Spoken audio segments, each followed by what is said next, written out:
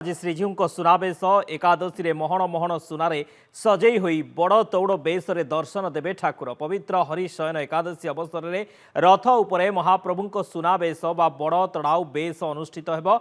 गतकाली जन्मवेदी गुंडीचा मंदिर छाड़ी महाबाहु बाहुड़ा यात्रा प्रत्यावर्तन करिसेंती।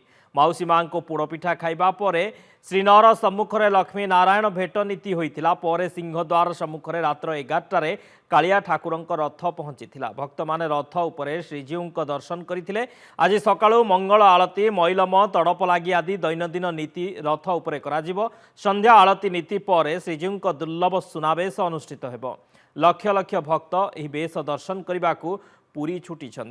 भिड़ आशंकार प्रशासन पक्षर स्वतंत्र व्यवस्था ग्रहण करा जायछि। मार्केट छकरू करा जायथिबा बारिकेड दे भक्त माने प्रवेश करने सह सिंहद्वार सम्मुख में 3 रथ को परिक्रमा करी दर्शन करेंगे।